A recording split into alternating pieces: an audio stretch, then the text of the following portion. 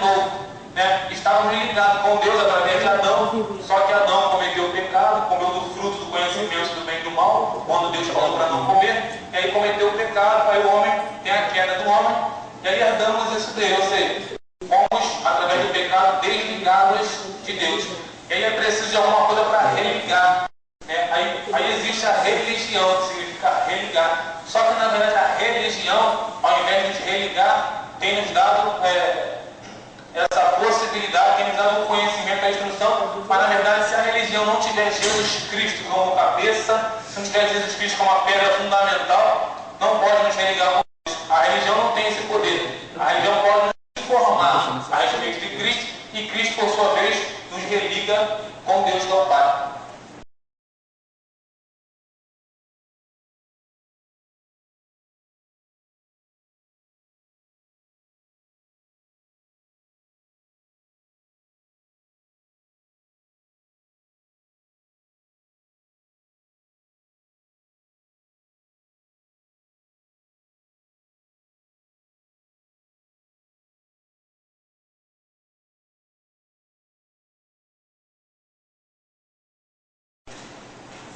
E aí? Ninguém pensa na palavra igreja. O que vem rapidamente na nossa mente? Igreja. O que é uma igreja? Oi? Uma escola? Aí ele baixa do site. Onde os cristãos se juntam para orar, para buscar Deus. Local onde Jesus habita, casa de Jesus. Mais alguém?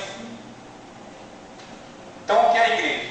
Igreja vem de uma origem, uma palavra grega, chamada eclésia. Eclésia quer dizer o quê? Chamados para fora. Chamados para fora de quê? Chamados para fora do mundo. Não o mundo físico, não os planetas, mas o mundo espiritual. Nós fomos chamados por Deus para fora do mundo espiritual, que nós vivíamos, né, quando fala sobre o mundo. Ouviu muito essa palavra mundo, mas muitas vezes não entendemos o que é o mundo. O mundo é o sistema, né, regido por Satanás, que dita tudo que devemos pensar, que devemos falar, devemos agir. Por exemplo, o mundo tem o hábito de falar palavrão, não é verdade? As pessoas falam, é normal, é o mundo. Só que nós fomos retirados desse mundo. Então, para a gente não é mais normal falar palavrão. O mundo está acostumado a beber muito, né? Seja cerveja, cachaça, talvez usar drogas. Para o mundo é normal, a pessoa está ali bebendo, mas nós fomos retirados desse mundo, para a gente passa a não ser normal mais. Por quê? Nosso sistema não é o sistema deles. Quem rege a nossa vida é Jesus Cristo. Quem rege o mundo é o próprio Satanás. E está escrito, inclusive, que não devemos amar o mundo e nem as coisas que no mundo há. Porque se alguém ama o mundo, o amor do Pai não está nele. Fala na Epístola de João, está na Bíblia. Aí dá a continuidade. Porque tudo que há no mundo, a concupiscência dos olhos, a concupiscência da carne, não procede do Pai, mas do mundo. O mundo passa, bem como as suas concupiscências. Que concupiscências? São as coisas, as vontades carnais, pecado.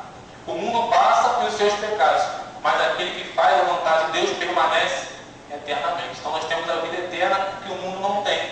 Nós temos uma paz que excede todo entendimento. Mesmo no momento de dificuldade, aflição, tribulação, a gente tem aquela paz. Por quê? A gente sabe que tem alguém lutando por nós, que é Jesus Cristo. Mesmo na perda, no choro, na dificuldade, na tristeza, a gente sabe que tem alguém que nos consola, que é o Espírito Santo, que é o Consolador. Essa paz o mundo não tem. O mundo, quando acontece alguma coisa, se desespera automaticamente, porque ele não tem um refúgio. E a Bíblia diz que Deus é o nosso refúgio e a nossa fortaleza, nosso socorro bem presente na hora da angústia. É o Salmo 46. Então o mundo não tem esse refúgio, o mundo não tem a quem recorrer, a não ser quando vem para a igreja. E é por isso que Deus, né, instituiu a igreja, para ser um refúgio, para ser um local onde é pregada a palavra, onde é ensinado, um local onde as pessoas podem encontrar Deus, a carne de Deus.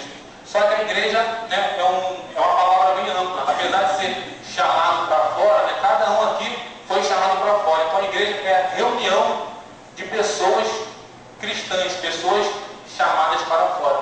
Então a igreja passa a ser a igreja quando existem pessoas reunidas nela. Quando não tem pessoas dentro do templo, é somente o templo. Agora a igreja passa a ser igreja mesmo quando tem pessoas reunidas, né? No tempo de Atos dos Apóstolos, nos tempos casas. Então, onde quer que esteja uma reunião de cristãos, quando tiverem 2 ou mais presentes, ali há uma igreja.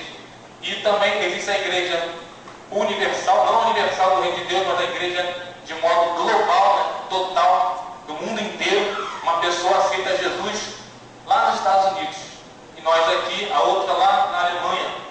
Todas elas vão formar a igreja juntamente conosco. Nós não estamos vendo ela, mas sabemos que existe gente lá convertida que também faz parte, que também representa a igreja de forma total. Deus, quando olha a igreja, não olha país, não olha bairro, ele olha a igreja de modo total. Aquela pessoa redimida, aquela pessoa que foi liberta, aquela pessoa que se arrependeu e agora tem uma nova vida em Cristo. Essa pessoa é a igreja, faz parte da igreja e é também a igreja. Então tem a igreja universal global, que engloba o mundo todo, e tem também a igreja local, né, que é a Assembleia de Deus, do qual fazemos parte hoje. A igreja local, nós nos reunimos, nós aprendemos, nos pregar a palavra, nos ensinamos, a gente busca o nosso milagre, a casa de Deus aqui, local. Tem a igreja individual, né, inclusive a lição não vai tocar muito nesse ponto, é o termo profético. A gente pode aplicar profeticamente a palavra igreja à própria vida nossa. Nós somos a igreja por quê? Nós somos templo de Deus, o Espírito Santo de Deus habita em nós. Se ele habita em nós, nós somos morada dele, nós somos casa dele. Inclusive, o apóstolo Paulo vai citar isso, lá em Coríntios, vai falar que nós somos templo de Deus e que o Espírito Santo de Deus habita em nós. Por isso nós devemos cuidar do templo, né? Cuidar do nosso corpo. Além disso, lá em Êxodo, bem lá atrás, lá no início da Bíblia, não precisa nem abrir não, que eu vou pedir que vocês abram depois o que vocês pegaram aí. Êxodo 25. Então falou o Senhor a Moisés, dizendo: fala aos filhos de Israel que me tragam uma oferta alçada de todo homem cujo coração se mover voluntariamente. Dele tomarei da minha oferta alçada. Esta é a oferta alçada que tomarei deles: ouro, prata, cobre, pano azul, púrpura, carmesim, linho fino, pelos de cabras e peles, de carneiros, tintas de vermelho e peles de texugos, madeira de cetim, azeite para a luz, especiarias para o óleo da unção, especiarias para o incenso, pedras sardônicas, pedras de gás, pedras de éfode e para o peitoral. E me farão um santuário e habitarei no meio deles. Está aí a primeira vez que aparece a palavra igreja, que é o santuário também. É um sinônimo, né? Igreja, santuário, templo, tabernáculo. Me farão um santuário e habitarei no meio deles. Até então, não havia santuário, não havia um local, né, específico. Era um povo que através de Abraão, Deus inclusive chamou Abraão: sai da tua terra e da tua parentela. É como se estivesse chamando: vem para fora, vem ser a minha igreja. Abraão era como se fosse a igreja. Ele foi chamado para fora. Então, ele vem, o povo começa a segui-lo, né? Antigamente era o patriarca que comandasse o povo, então ele tinha intimidade com Deus, ele falava com Deus, e aí o povo o seguia. Foi ele, saiu da terra da parentela, foi o seu sobrinho, e algumas pessoas da sua família seguiram, e Deus falava com ele. E aí ele é considerado a primeira igreja, primeira vez que Deus fala: vem para fora, sai da tua terra, da tua parentela, sai no meio dessas pessoas. Por quê? As pessoas que ele convivia eram idólatras. A família dele tinha uma condição financeira boa, mas praticava a idolatria. O que é idolatria? Né? Se curvavam e produziam, criavam imagem de escultura. Então Deus falou: sai do meio disso tudo aí. Assim como ele chamou a gente, ele chamou Abraão: sai do meio disso tudo, vem para fora. Então vem ser a minha igreja. E Abraão, onde ia, ele construía altares. Ele pegava madeira, preparava altar, e era hábito da época de dar oferta ao Senhor, mas não oferta financeira, mas uma oferta em forma de sacrifício com animais. E aí sacrificava no altar. Inclusive tem um texto bíblico onde Deus prova a fé dele e fala para ele sacrificar o seu próprio filho. Só que na verdade ele não queria o seu filho Isaac, não queria que o pai matasse o filho de modo nenhum. Ele queria apenas provar a fé de Abraão, para ver se o coração de Abraão estava no filho ou se estava no próprio Deus. Então, quando Deus nos prova de alguma forma, Ele não quer provar naquela coisa física, talvez. Por exemplo, vou dar um exemplo aqui. A gente tem um veículo, um automóvel. Aí Deus permite que aconteça, a gente bata com o carro ou arranha de repente. Aí nós nos desesperamos. Aí a pessoa que arranhou, a gente quer agredir a pessoa, mas Deus, na verdade, permitiu para ver se o seu coração estava naquele carro. Um arranhãozinho no carro, Não é motivo da gente sair da graça, de cometer um pecado contra Deus, dar um mau testemunho. Então, às vezes, Deus permite certas coisas para provar a nossa fé, para nos testar. Foi o que ele fez com Abraão. Ele não queria Isaac, mas ele queria o próprio Abraão, que estava se distanciando dele, por tanto amor que tinha um filho, porque Isaac, o seu filho, era o filho da promessa. Era um filho que ele não poderia ter, porque ele já tinha uma certa idade, e sua esposa, Sara, era estéril, então ele não poderia, de forma alguma, aos olhos humanos, ter aquele filho. E Deus promete o filho e cumpre a promessa que fez a ele nas cidades. Então, aqueles altares que ele construía com frequência, ele passou a construir menos altares. Então, aquelas ofertas que ele dava com frequência, ele passou a focar o seu filho, a focar a bênção, a focar a promessa, estava se distanciando de Deus, colocou o coração na promessa. E aí Deus permite essa aprovação, porque ele vai até o monte para poder sacrificar com mais costume, só que Deus não manda o cordeiro, não manda o animal, mas está o seu filho lá, ele prepara o altar todo do sacrifício, prepara lá tudo. E aí Deus mandou ele ir até lá, então ele pensou, Deus proverá o cordeiro. E quando chegou lá em cima, até o último momento, Deus não tinha enviado o cordeiro. Estava ele, a fogueira preparando o altar e o seu filho. E aí ele pensou, vou ter que sacrificar o meu filho. Realmente, ele provou para Deus que o coração dele não estava na bênção, mas estava no abençoador. Ele coloca o seu filho lá, no último momento que ele se levanta para sacrificar o filho, Deus fala com ele, não é necessário sacrificar o teu filho. E ele faz o cordeiro. Aí envia o cordeiro, ele substitui o filho pelo cordeiro. E Deus realmente coisa que Deus promete cumpre. Deus é Pai, Deus é bondoso, é generoso, que é o nosso bem, Ele pode tudo, né? Até as pessoas que são pais na terra, qual filho que ele pediu alguma coisa, o pai vai fazer por ele, a não ser que ele não possa. Só que o nosso Deus, ele pode tudo. Muitas vezes ele só não dá no tempo que a gente quer, né? A gente entende, mas não é o tempo certo a gente receber, porque ele tem que nos preparar para receber, justamente para não acontecer isso, a gente receber aquilo e esquecer do altar, esquecer dele. Né? E Abraão deixou de construir aqueles altares para adorar a Deus e passou a construir outras coisas, banquetes. O que significa isso? Ele deixou, se fosse hoje, ele deixou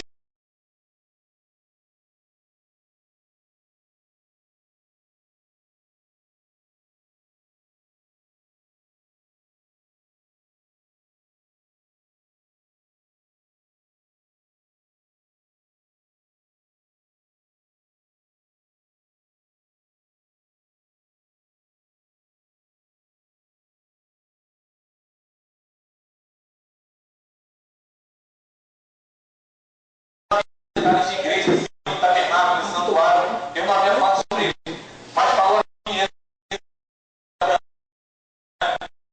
eles chamam Moisés, para ver a farinha aqui, Moisés nada.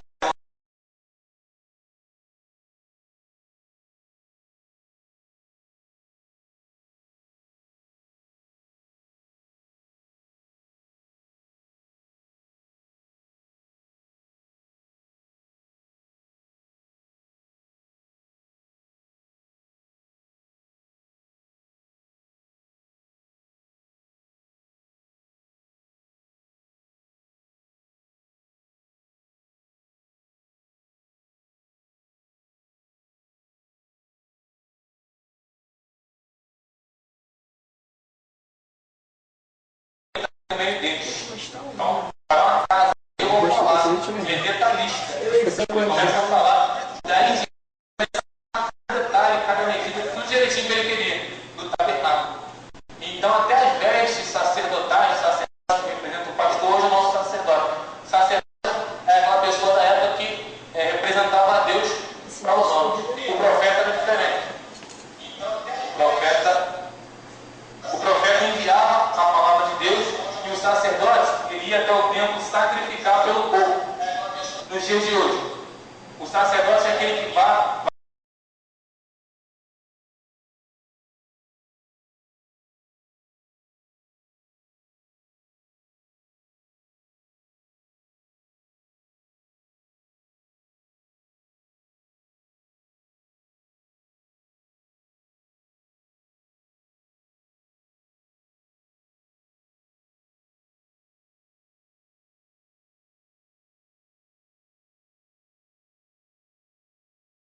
inclusive, né, o pastor Felipe Rosa, além de profeta, ele é sacerdote. Além dele levar as petições do povo para o monte, não somente ele, mas o ministério, leva o recado de Deus para o povo, né, para o profeta, e as petições do povo para Deus. Senão, introdução. Agora você faz parte da igreja, pois não apenas recebeu a salvação oferecida por Cristo, mas também foi incluído em sua família.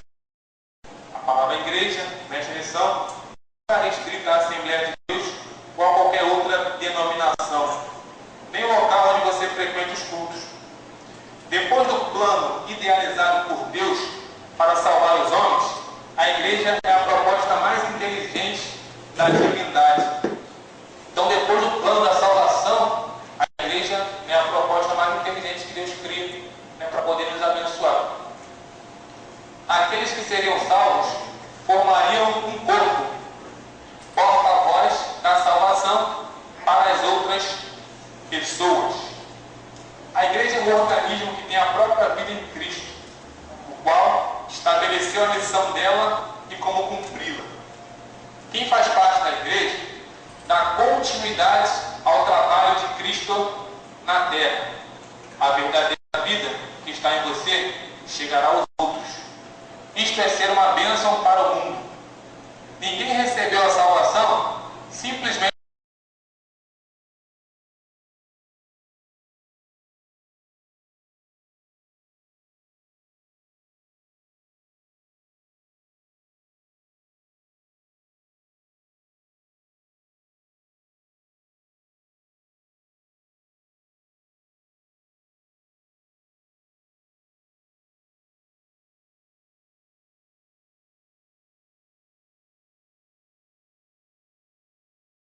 amanhã depois eu vou ver isso e vou ficar feliz com isso, vai ser usado por Deus em alguma área específica da igreja.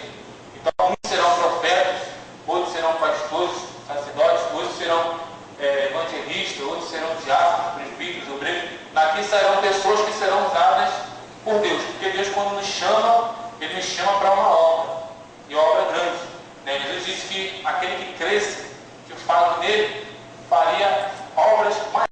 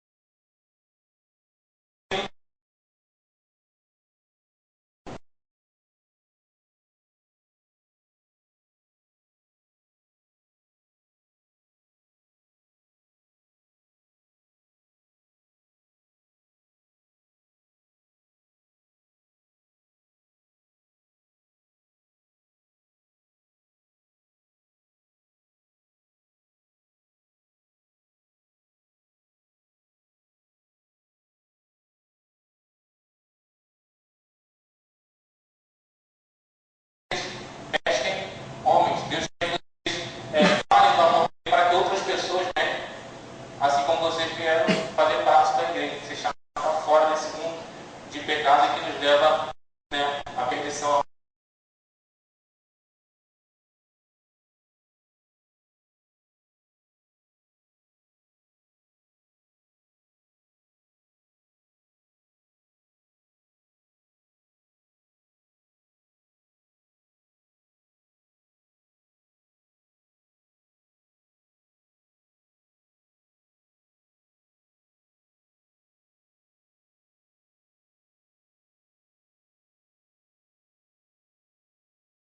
A uma área geográfica e nem ao único povo da terra. É o seu lado invisível e universal. Embora a palavra igreja seja empregada, em primeiro lugar, para descrever a totalidade de crentes que vive em todo o mundo, você pode usá-la também para se referir aos cristãos de um determinado lugar, isto é, a igreja local. Então, isso eu já falei, já comentei com vocês, né? Tem a igreja no mundo todo, tem a igreja local, que é a nossa igreja, e aqui não mencionou, mas tem a igreja individual também que somos nós. Somos o templo do Espírito Santo. E aí tem os símbolos da igreja.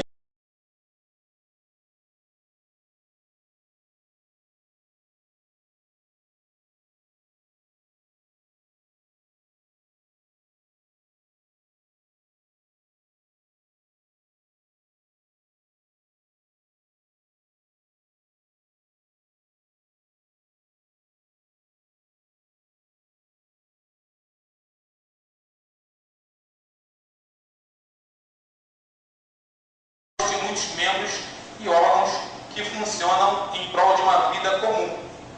Da mesma forma que o ser humano é um, mas tem milhões de células vivas, assim também é a igreja. Um só corpo, mas constituído por milhões de pessoas nascidas de novo por intermédio do Evangelho de Jesus. Então o corpo é formado por várias células. Então cada célula é importante, assim como cada órgão do corpo humano é importante. O estômago precisa fazer a digestão, o coração precisa bombear o sangue para as outras partes do corpo. Então cada órgão do nosso corpo tem uma função. Assim somos nós. Cada um foi chamado para fora, foi chamado para a igreja para poder fazer alguma função, como eu já falei. Então nenhuma função é mais importante que a outra. Nós tirarmos o estômago do nosso corpo, o coração também vai sofrer. Tirarmos o coração, o estômago vai sofrer. Toda parte do nosso corpo é importante, então, seja o dedo mindinho, ou seja o cérebro. Todos somos importantes. Então cada um tem a sua função. Se tirarmos, ficará faltando algo. Nosso corpo ficará com alguma deficiência. Então, da mesma forma, é a igreja. Cada um que está aqui vai ser preparado para ser um órgão desse corpo. Vai funcionar em benefício total do corpo.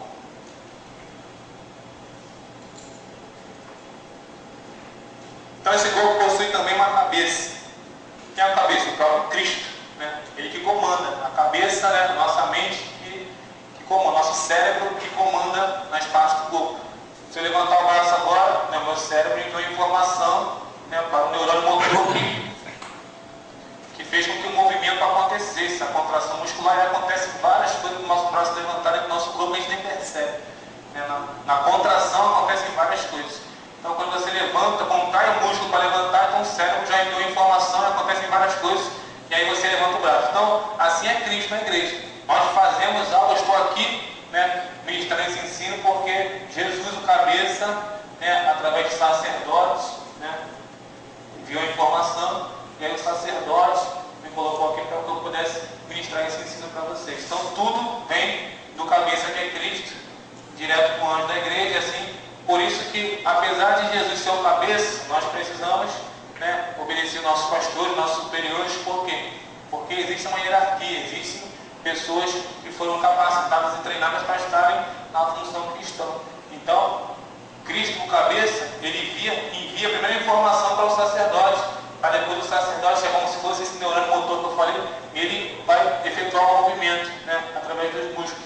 Então, tem todo um caminho para a informação chegar até nós. Então, para a informação que eu estou passando a vocês chegar até vocês, já passou pelo cabeça que é Cristo, pelo sacerdote da igreja, já passou pelos demais membros do ministério até passar por mim até chegar em vocês. Então, acontece de forma bem organizada e Deus, ele é detalhista nesse sentido. Ele é bem detalhista, tanto que aqui no tabernáculo, depois que vocês tiverem um pouquinho mais de tempo, vocês meditem em Êxodo 25, vocês vão um pouquinho, eu li só do 1 ao 9, mas vocês vão mais para frente um pouquinho, vocês vão ver que cada parte do tabernáculo teria que ser da forma que Deus havia mandado. Deus é bem detalhista. Então, além do corpo, tem outro símbolo, que é o templo. Então, a igreja também é simbolizada pelo templo, pelas paredes, pelo local, pelo santuário. Embora Deus habite em toda parte, ele se localiza em um determinado lugar para ser encontrado, adorado e louvado. Cada crente é um templo de Deus, como eu falei. Leia 1 Coríntios, capítulo 3, versículos 16 e 17. Quem pegou esse versículo, pode ficar de pé, por favor. Dá a paz do Senhor para a igreja e lê por gentileza. Esse tiver alguma dúvida, quiser ajuda, eu vou ajudar, pode pedir o irmão do lado, porque tem pessoas começando hoje. 1 Coríntios, capítulo 3, versículo 16 e 17. Amém.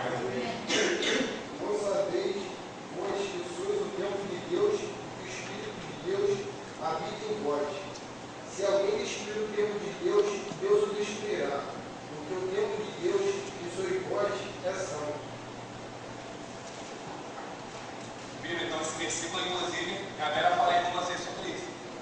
Então, nós somos santuário de Deus e o Espírito Santo habita em nós.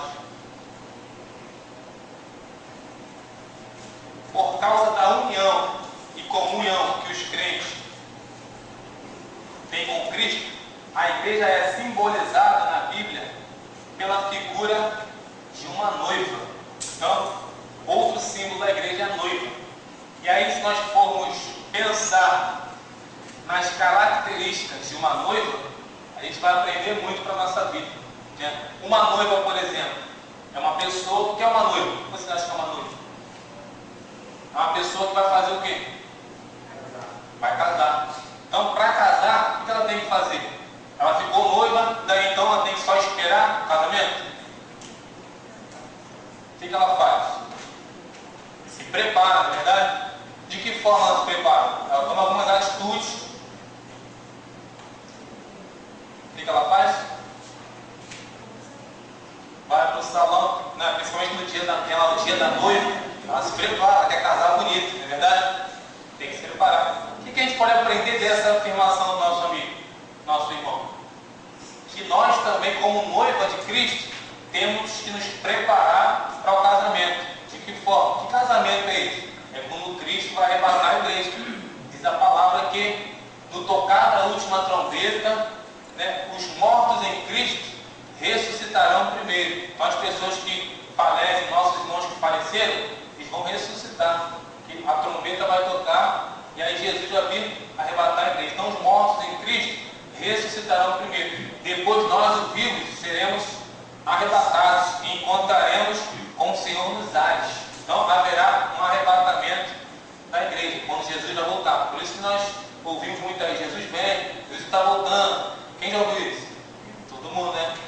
Jesus está voltando. Então, é verdade, a qualquer momento, Jesus pode voltar. A gente não sabe a hora. Então, por isso, nós temos que ser como a noiva, estar preparado para esse arrebatamento, para esse casamento. O arrebatamento representa o casamento. O noivo que é Cristo, com a noiva que é a igreja, que somos nós. Então, precisamos nos preparar de que forma? Precisamos estar em oração. Jesus disse, ó, vigiai e orai para que não entreis em tentação. Então, dessa forma, os mortos em Cristo ressuscitarão primeiro, depois nós, os vivos, seremos arrebatados e encontraremos com o Senhor nos ares. De que forma? Vai ficar tudo que é nosso aqui. Vai ser de repente, um piscar de olhos, diz a Bíblia, um piscar de olhos. Então, quando fizer assim, as pessoas que estão em Cristo, né, que foram regeneradas, que se arrependeram, elas vão desaparecer. E as pessoas que ficarem, né, pessoas que estão afastadas de Deus, pessoas que não creram na palavra da pregação, pessoas que zombaram de Deus vão ficar. E aí, né, como o mal sempre tem uma mentira, vão falar que foi extraterrestre, vão falar que foi disco voador, vai acontecer de tudo, vai ter mentira para todo lado para poder justificar o que aconteceu com o arrebatamento. Oi?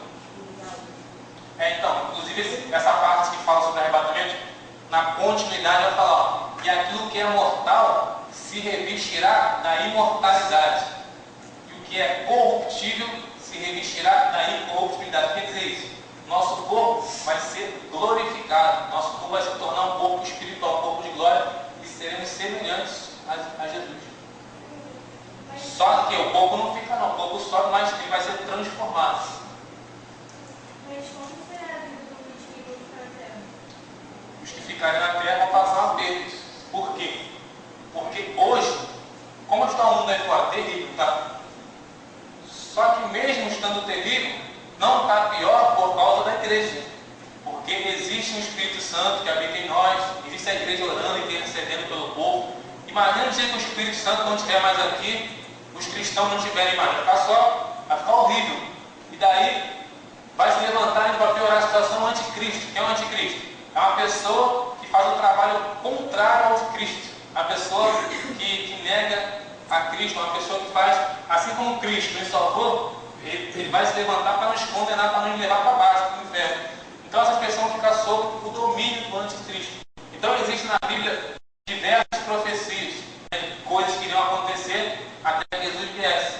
E a maioria dessas profecias, quase todas, já se cumpriram. Estamos vivendo os últimos dias da igreja. Por isso que é importante a gente estar vigiando e orando. Por isso que é importante a preparação. Por isso que é importante nós termos a consciência que somos noivos, se preparar. Imagina a noiva, o dia do casamento está toda